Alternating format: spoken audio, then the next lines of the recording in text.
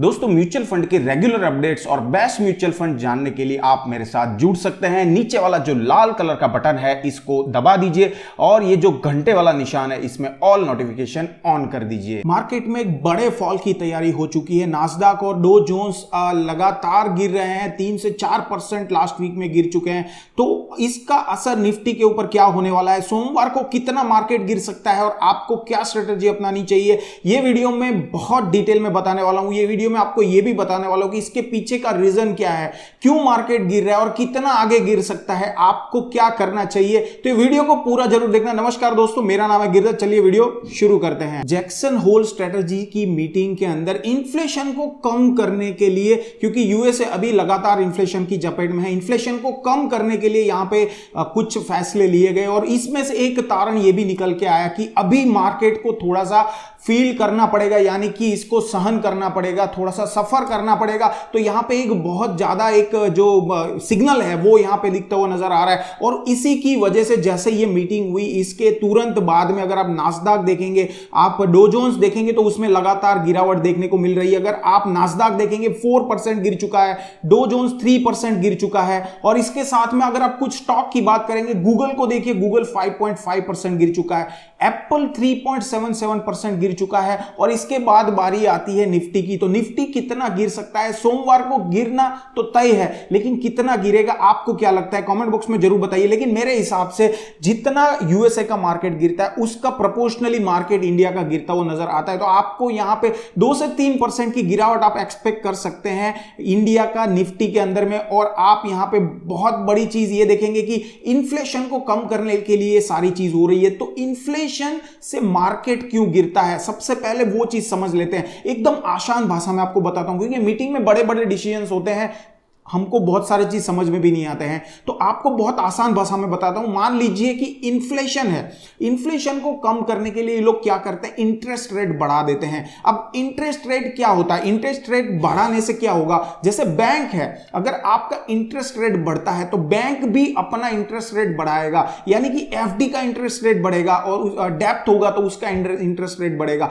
Interest rate जैसे ही बढ़ता है लोग क्या करते हैं, इक्विटी से पैसा ट्रांसफर कर देते हैं एफडी के अंदर में या डेब्ट इंस्ट्रूमेंट के अंदर में, क्योंकि वो एक सेफर ऑप्शन है। और इसी की वजह से इक्विटी से जो ज्यादा पैसा निकलता जाएगा, तो इक्विटी से जो पैसा निकल रहा है उसकी वजह से इक्विटी मार्केट डाउन होगा और आपको यहां पे एक डाउनफॉल नजर आएगा इक्विटी मार्केट के अंदर, यानी कि शेयर मार्केट के अंदर। इंटरेस्ट रेट ज्यादा होने का एक डायरेक्ट नुकसान कंपनीज को डायरेक्टली भी होता है, क्योंकि ज्यादातर कंपनियां डेब्ट लेके अपना जो ऑपरेशंस होता है वो चलाती है। कोई भी बड़ी कंपनी होती है या छोटी कंपनी होती है, लोन जरूर लेती है, लोन से ही उसका पूरा ऑपरेशन मैनेज होता है। तो लोन किसी बैंक से ही ली होती है, अगर बैंक अपना इंटरेस्ट रेट बढ़ाता है तो उसका डायरेक्ट इंपैक्ट ये होता है कि उसका जो इंटरेस्ट रेट है 1% 2% जो भी बढ़ता है उससे उसका प्रॉफिट सीधा डाउन हो जाता है। हाँ, ओवरऑल रेवेन्यू में कोई असर नहीं होता है, लेकिन ओवरऑल बैलेंस शीट के बाद में जब आप देखते हैं और वहां पे इंटरेस्ट रेट को माइनस करते हैं तब आपको दिखता है कि ओवरऑल प्रॉफिट माइनस होता है।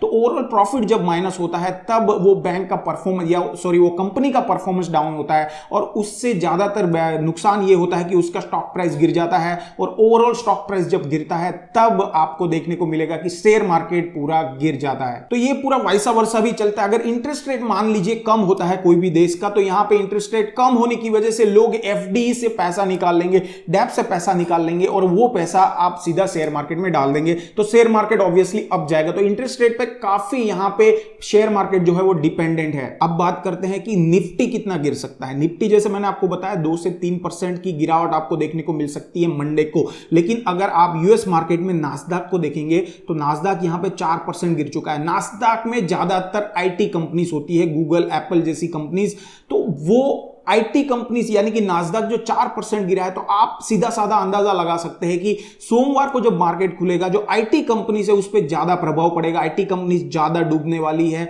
और इसके साथ में अगर आप यहां पे एक रेजिस्टेंस लेवल देखेंगे तो आपको यहां पे दिखता हुआ नजर आएगा कि 17,000 300 पे एक रेजिस्टेंस है। अगर मार्केट डाउन भी जाता है, ऐसा नहीं कि सोमवार को ही डाउन जाएगा मंगलवार को फिर आ पाएगा, नहीं, ये कंटिन्यूअस चलने वाली जर्नी है। तो इसमें 17,300 पे एक रेजिस्टेंस लेवल है, यानी कि निफ्टी 17,300 से बाउंस बैक हो सकता है। अगर गिरता भी है 17,300 से बाउंस बैक हो सकता है। 17,300 के बाद अगर मान लीजिए वो ब्रेक कर दिया उसने जो लेवल है, तो वो 16,900 तक जा सकता है। 16,900 तक एक काफी हैवी यहां पे एक रेजिस्टेंस लेवल मेंटेन हो रहा है, तो वहां से बैक होने की ज्यादा संभावना है। लेकिन आपको क्या करना है अभी ये मार्केट में, आपको क्या करना है, आप म्यूचुअल फंड में इन्वेस्ट करते हैं चाहे शेयर मार्केट में इन्वेस्ट करते हैं, आपको भी होल्ड करना है, आपको वॉच करना है। म्यूचुअल फंड वाले अगर एसआईपी कर रहे हैं, वैल्यू इन्वेस्टिंग कर रहे हैं, तो आपको क्या करना है, सिंपल एसआईपी करते रहिए, क्योंकि आपको यहां पे कॉस्ट टू पी एवरेजिंग का एक फायदा मिल रहा है। आपका पूरा कॉस्ट जो एवरेज हो रहा है, तो एसआईपी वाले को घबराने की जरूरत नहीं, आप बस एसआईपी करते जाइए। लेकिन जिसको लमसम करना है या जिसको स्टॉक में डायरेक्ट इन्वेस्ट करना है, तो उसके लिए आपको बता दूं कि आपको वैल्यू इन्वेस्टिंग यहां पे थोड़ा सा करना पड़ेगा, क्योंकि वैल्यू इन्वेस्टिंग में आपको यह चीज देखनी पड़ेगी कि जो स्टॉक है उसकी इंट्रिंसिक वैल्यू कम है क्या, और आपको यह वेट करना पड़ेगा कि ये जो रेजिस्टेंस लेवल है जो आपको मैंने बताया 17,300, ये रेजिस्टेंस लेवल जैसे ही टच होता है, आप यहां पे आपका जो लमसम अमाउंट है उसमें से एक पार्ट यहां पे इन्वेस्ट कर सकते हैं। अगर ये अमाउंट, अगर ये जो चीज है यहां से बाउंस बैक होती है तो अलग बात है, लेकिन अगर इसको भी तोड़ के वो 16,900 के आसपास पहुंचने की कोशिश करती है, तो आप वहां पे फिर से लमसम कर सकते हैं। तो म्यूचुअल फंड में लमसम करना है तो ये दो लेवल को याद रखना, उस हिसाब से लमसम करना। और जो स्टॉक वाले हैं वो आप सिंपल क्या करिए, आप इंट्रिंसिक वैल्यू को देखिए, वैल्यू इन्वेस्टिंग सीखिए, वैल्यू इन्वेस्टिंग करिए, और ऐसे ही आपका बहुत ज्यादा पैसा बनेगा। तो वैल्यू इन्वेस्टिंग सिंपल सा लॉजिक है कि जो इंट्रिंसिक वैल्यू होती है, उस स्टॉक की जो एक्चुअल प्राइस होती है, वो प्राइस पे आपको इन्वेस्ट करना है। अगर इंट्रिंसिक वैल्यू से एक्चुअल वैल्यू ज्यादा है तो आपको इन्वेस्ट नहीं करना है,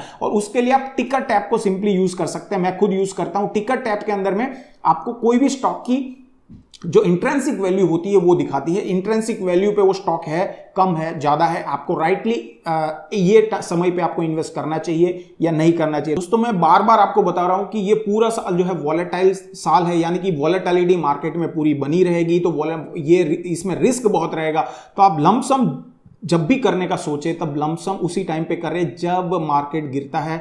मार्केट गिरने का मतलब ये नहीं कि 100-200 पॉइंट गिर गया, आपको ये वेट करना है 2-3% मार्केट कब गिरता है। जब लमसम करना है तो आपको वो पूरा लमसम अमाउंट एक साथ नहीं करना है, उसका 5-10 पार्ट कर लीजिए और एक एक पार्ट लमसम करिए। ऐसे आपका जो कॉस्ट टू पी एवरेजिंग है उसका फायदा मिलेगा।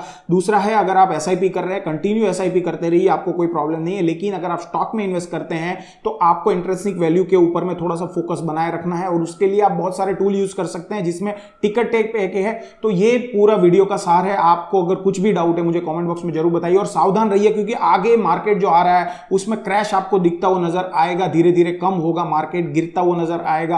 तो आपको यहां पे ज्यादा संभलने की जरूरत है, और इसके साथ में लमसम का एक अच्छा मौका आपको यहां पे मार्केट देने वाला है। तो ये वीडियो में बस इतना ही दोस्तों, मिलता हूं आपको और किसी नए वीडियो में। तब तक इस चैनल पे अगर आप नए हैं तो चैनल को सब्सक्राइब कर दीजिए, क्योंकि ऐसे ही वीडियोस म्यूचुअल फंड और स्टॉक मार्केट के ऊपर मैं बनाता रहता हूं। मिलता हूं आपको और किसी नए वीडियो में, तब तक stay healthy, stay invested, goodbye and जय हिंद।